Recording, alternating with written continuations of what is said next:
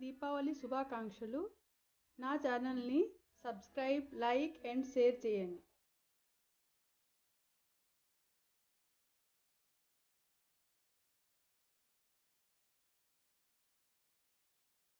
Hello hi, welcome back to my channel. ఈరోజు మనం తయారు చేయబోయే స్వీట్ డిష్ బొబ్బట్లు. బొబ్బట్లు శ్వేత ఎలా చేయాలో ఇప్పుడు మనకి చెప్తారు.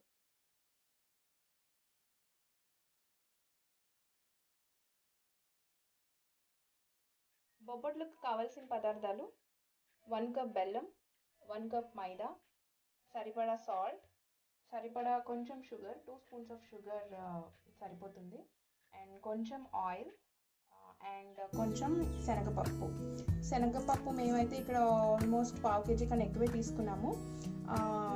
సో మీరు కూడా ఆల్మోస్ట్ ఈ కప్ ఆఫ్ మైదా పిండికి ఇంత సరిపోతుంది. సో ఇప్పుడు శనగపప్పు ఏంటంటే అండి, ఒక 2 hours నానబెట్టాలి. సో ఇది నేను నానబెట్టుకుంటున్నాను ఆల్రెడీ. ఇలా నానబెట్టుకోవాలండి నీటిలో ఒక 2 hours 3 hours నానబెట్టుకుంటే మనకి మిక్సీ బాగా అవుతుంది ఉడికేటప్పుడు. తర్వాత మిక్సీ కూడా ఈజీగా అవుతుంది. మా ఫ్యామిలీకి తగ్గట్టు నేనైతే 2 cups ఆఫ్ మైదా తీసుకున్నాను.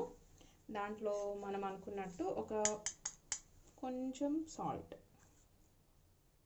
సరిపోతుంది. అండ్ ముందుగా ఇది ఫస్ట్ సాల్ట్ వేసాక కొంచెం కలిపేసుకోండి.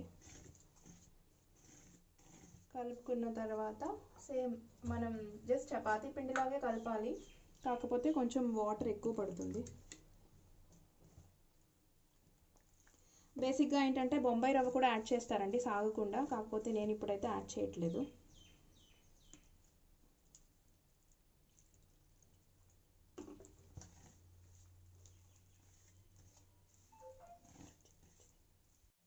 సో ఇలా ఫుల్గా బాగా కలుపుకోవాలి. యాక్చువల్లీ ఎంత బాగా ప్రెస్ చేసి కలిపితే అంత బాగా వస్తాయండి. అంత పల్చగా వస్తుంది అన్నమాట లేయర్, లేకపోతే దళసరిగా వచ్చేస్తుంది.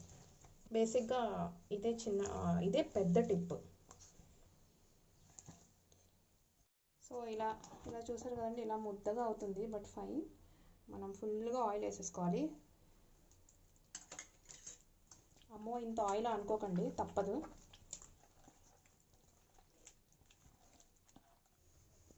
సో మనం నానబెట్టుకున్న ఆ పప్పుని జస్ట్ పప్పు ములిగేంత వరకు వాటర్ వేసి కుక్కర్ పెట్టుకుందాం. జస్ట్ పప్పు మరీ మెత్తగా ఉడికించుకోవద్దంటే జస్ట్ ఒక 2 whistles ఉడికినిస్తే సరిపోతుంది. సో మనం ఒక 2 whistles పెట్టుకున్నాం అండి. 2 whistles కన్నా ఎక్కువ అయితే మళ్ళీ పేస్ట్ అయిపోతుంది. సో ఇప్పుడు మనం ఈ ఉడకపెట్టుకుని ఉన్న శనగపప్పుని కొంచెం కొంచెంగా మిక్సీ చేసుకుంటాం. సో ఇప్పుడు మనకి ఉడకపెట్టుకున్న శనగపప్పుని పేస్ట్ చేసుకున్నాం మెత్తగా. అండ్ ఇప్పుడు నేను ఏం చేస్తానంటే ఫ్లేవర్ యాడ్ చేస్తానండి. కొంచెం ఒక 4 పీసెస్ ఆఫ్ కార్డమమ్ తీసుకున్నాను. ఆ కార్డమంలో అవి ఒక్కటే నలగవు కాబట్టి ఒక 3 స్పూన్స్ షుగర్ యాడ్ చేస్తున్నా.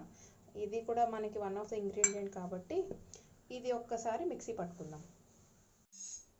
సో మనం ఈ తయారైన శనగపప్పు ప్లస్ ఇలాచీ అండ్ షుగర్ పేస్ట్ని కాసేపు మనం ఫ్రై చేసుకుందామండి. చేసుకున్నప్పుడు బెల్లం పాకం కూడా రెడీ అవుతుంది. సో దానికి ఒక స్పూన్ నెయ్యి వేయాలి. ఇలా నెయ్యి వేసుకున్న తర్వాత ఒకసారి కలుపుతూ ఉండండి, కలపకపోతే. సో ఇప్పుడు లిటిల్ ఫ్రై అయిన తర్వాత మనం అందులో బెల్లం యాడ్ చేసేసుకుందాం.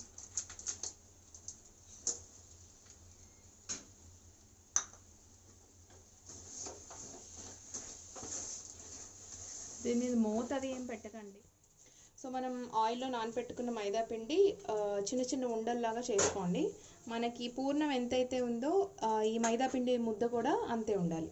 సో అదే అంచనా.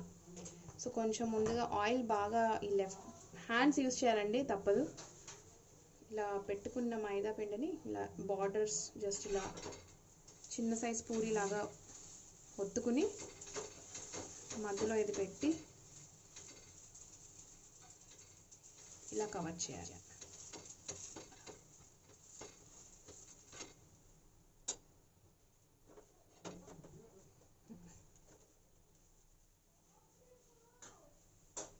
సో సో ఇలా మొత్తం అంతా కవర్ చేసుకున్న తర్వాత ఇలా మనం ఒక ప్లాస్టిక్ కవర్ తీసుకున్నాము.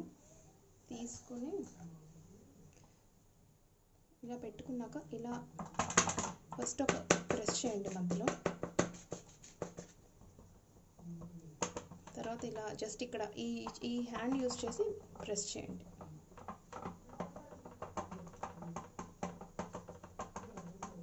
ఇది ఒక పద్ధతి అండి. హ్యాండ్ యూస్ చేయొచ్చు, లేకపోతే 2 కవర్స్ యూస్ చేయొచ్చు. అది మీకు 2 కవర్స్ యూస్ చేసింది కూడా చెప్తాను. సో ఇలా మన ఒక బొబ్బట్టు అయిపోయిన తర్వాత మ్యాక్సిమం ప్రెస్ చేసుకోండి పల్చగా, ఎందుకంటే మళ్ళీ పెనం మీద ఇక్కడి నుంచి తీసి పెనం మీద వేయగానే మీకు దగ్గరికి లాగేస్తుంది మైదా పిండి కాబట్టి. సో మీరు ఎంత బాగా గ్రీస్ చేసుకుంటే బొబ్బట్టు అంత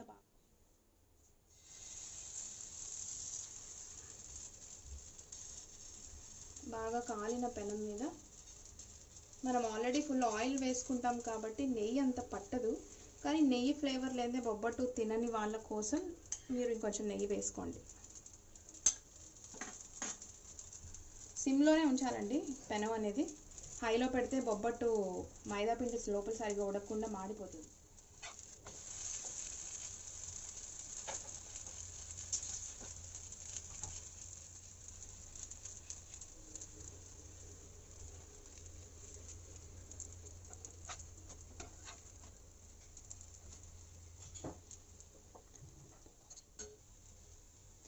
సో మరీ ఎక్కువ వేగనీయకండి, అటు ఇటుగా కొంచెం వేగితే సరిపోతుంది.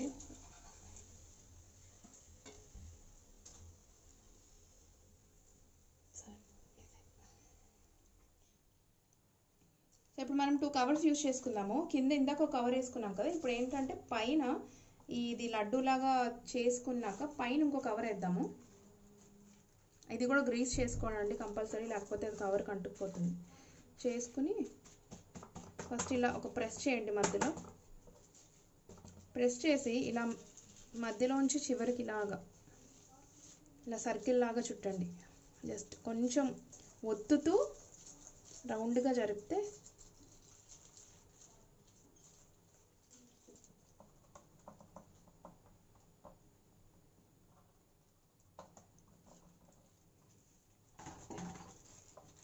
మళ్ళీ ఇలా తీసుకొని